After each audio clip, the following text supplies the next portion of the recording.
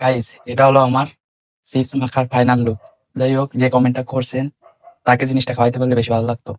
এবার খেয়ে দেখি কেমন স্বাদ হয়েছে। হুম,